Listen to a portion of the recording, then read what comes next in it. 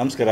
ನಾನು ನಿಮ್ಮ ಪ್ರೀತಿಯ ರವಿಶಂಕರ್ ಗೌಡ. ನಮ್ಮ ದೇಶದ ಅಚ್ಚುಮೆಚ್ಚಿನ ಜನಪ್ರಿಯ ಪ್ರಧಾನಮಂತ್ರಿ ನರೇಂದ್ರ ಮೋದಿಜಿಯವರ ಬಗ್ಗೆ ಮಾತಾಡುವಷ್ಟು ಯೋಗ್ಯತೆ ನನಗಿಲ್ಲ. ಆದರೂ ಕೂಡ ಅವ್ರ ಬಗ್ಗೆ ಹೆಮ್ಮೆ ಅನಿಸುತ್ತೆ. ಯಾಕೆಂತಂದರೆ ಅವರೊಬ್ಬ ಮಹಾನ್ ದೇಶಭಕ್ತ, ಧರ್ಮಪಾಲಕ.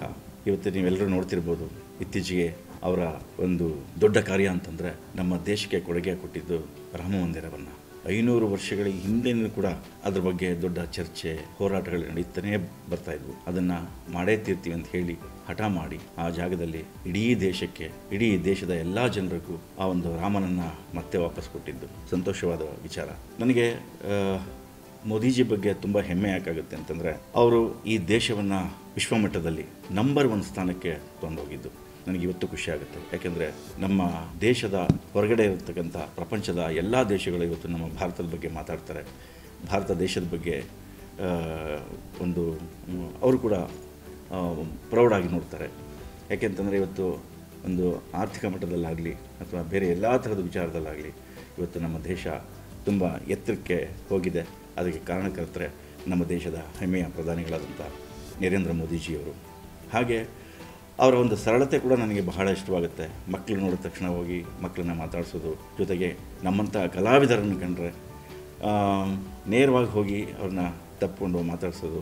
ಏಕೆಂದರೆ ನೋಡಿದ್ದೀರ ನೀವೆಲ್ಲ, ನಮ್ಮ ಬಾಂಬೆ ಕಲಾವಿದರನ್ನಾಗಿರ್ಬೋದು ಅಥವಾ ಕರ್ನಾಟಕದಲ್ಲಿ ಇರುವಂಥ ಕಲಾವಿದರನ್ನಾಗಿರ್ಬೋದು ಅಥವಾ ನಮ್ಮ ದೇಶದ ಎಲ್ಲೇ ಕಲಾವಿದರುಗಳಿದ್ದರೆ ಅಲ್ಲಿ ಹೋಗಿ ಅವ್ರನ್ನ ಕುಶಲೋಪರಿಯನ್ನು ವಿಚಾರಿಸೋದು, ಅವರ ಕೈ ಹಿಡಿದು ಏನು ಮಾಡ್ತಿದ್ದೀರಾ ಅಂತ ಕೇಳೋದು. ಹಾಗೆ ನಮ್ಮ ದೇಶದ ಎಲ್ಲ ಕ್ರೀಡಾಪಟುಗಳನ್ನು ಹತ್ತಿರದಲ್ಲೇ ಹೋಗಿ ಮಾತಾಡಿಸೋದು, ತಪ್ಕೊಂಡು ಮಾತಾಡಿಸೋದು, ಕೈ ಕುಲ್ಕಿ ಮಾತಾಡಿಸೋದು, ಅವ್ರಿಗೆ ಇನ್ನಷ್ಟು ಉತ್ತೇಜನವನ್ನು ಕೊಡೋದು. ಇದೆಲ್ಲ ನೋಡಿದಾಗ ನಮಗೆ ತುಂಬ ಖುಷಿಯಾಗುತ್ತೆ. ಯಾಕೆಂದರೆ ಪ್ರಧಾನಮಂತ್ರಿಗಳು ಅಂದರೆ ಕೈಗೆ ಅಷ್ಟು ಸುಲಭವಾಗಿ ಸಿಗುವಂಥ ವ್ಯಕ್ತಿಯಲ್ಲ.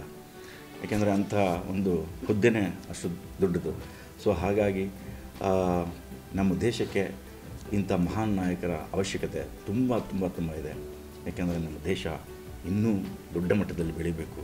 ದೇಶದಲ್ಲಿ ಪ್ರತಿಯೊಬ್ಬರು ಕೂಡ ನಿರುದ್ಯೋಗ ಸಮಸ್ಯೆಯಿಂದ ಆಚೆ ಬರಬೇಕು. ಇನ್ನೂ ಹೆಚ್ಚಿನ ಮಟ್ಟದಲ್ಲಿ, ದೊಡ್ಡ ಮಟ್ಟದಲ್ಲಿ ಪ್ರಗತಿ ಆಗಬೇಕು.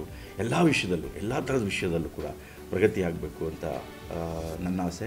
ಅದನ್ನು ನಮ್ಮ ಮೋದಿಜಿಯವರು ಮಾಡೇ ಮಾಡ್ತಾರೆ ಅಂಡ್ ಮಾಡ್ತಾ ಹೋಗ್ತಾ ಇದ್ದಾರೆ ಕೂಡ.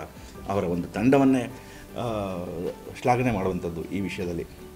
ಸೊ ಹಾಗಾಗಿ ಮೋದಿಜಿ ಅಂತ ಮಹಾನ್ ನಾಯಕರು ಮತ್ತೆ ನಮ್ಮ ದೇಶದ ಒಂದು ಚುಕ್ಕಾಣಿಯನ್ನು ಹಿಡಿದು ಈ ದೇಶಕ್ಕೆ ಮತ್ತಷ್ಟು ವರ್ಷಗಳ ಕಾಲ ಅವರ ಸೇವೆ ನಡೀಲಿ ಅಂತ ನಾನು ಭಗವಂತನಲ್ಲಿ ಪ್ರಾರ್ಥನೆ ಮಾಡ್ತೀನಿ. ಹಾಗೆ ಮೋದಿಜಿಯವರಿಗೆ ಭಗವಂತ ಆರೋಗ್ಯ, ಆಯುಷು, ಐಶ್ವರ್ಯ, ಆಸ್ತಿ, ಅಂತಸ್ತು ಎಲ್ಲವನ್ನು ಕೊಟ್ಟು ಕಾಪಾಡಲಿ. ಯಾಕೆಂದರೆ ಅವ್ರಿಗೆ ನಾನು ಐಶ್ವರ್ಯ ಅಂತ ಹೇಳಿದೆ, ಅವ್ರಿಗೆ ಅದು ಬೇಕಾಗಿಲ್ಲ. ಯಾಕೆ ಅಂತಂದರೆ ಅವ್ರಿಗೆ ಅದಕ್ಕೆ ಆಸೆನೂ ಪಡೋದಿಲ್ಲ ಅಂತ ದೊಡ್ಡ ದೊಡ್ಡ ಮಹನೀಯರೆಲ್ಲ ಹೇಳಿದ್ದಾರೆ. ಅದನ್ನು ನಾನು ಕೇಳಿದ್ದೀನಿ ಕೂಡ. ಅವರು ಯಾವಾಗಲೂ ಹೇಳೋದು ಒಂದೇ, ನನ್ನ ಕುಟುಂಬ ಇಡೀ ದೇಶ ನನ್ನ ಕುಟುಂಬ ಅಂತ ಯಾವಾಗಲೂ ಹೇಳ್ತಿರ್ತಾರೆ. ಸೊ ಅವರು ಇಡೀ ದೇಶದಲ್ಲಿರುವಂಥ ಹೆಣ್ಣು ಮಕ್ಕಳನ್ನು ಅಕ್ಕ ತಂಗಿರು ಅಂತ ಕರೀತಾರೆ, ಗಂಡು ಮಕ್ಕಳನ್ನು ಅಣ್ಣ ತಮ್ಮಂದಿರು ಅಂತ ಕರೀತಾರೆ. ಅವರೆಲ್ಲ ಇಡೀ ದೇಶವೇ ನನ್ನ ಕುಟುಂಬ. ಹಾಗಾಗಿ ನನ್ನ ಕುಟುಂಬಕ್ಕೆ ನಾನು ಎಂಥ ತ್ಯಾಗಕ್ಕೂ ಸಿದ್ಧ ಅಂತ ಹೇಳ್ತಾರೆ. ಇಂಥ ಮಹಾನ್ ನಾಯಕರು ನಮ್ಮ ದೇಶಕ್ಕೆ ಬೇಕು. ಸೊ ಹಾಗಾಗಿ ಮತ್ತೊಮ್ಮೆ ನಮ್ಮ ಮೋದಿಜಿಯವರೇ ಬರಲಿ ಅಂತ ನನ್ನ ಒಂದು ಆಶಯ. ಧನ್ಯವಾದಗಳು. Thank you.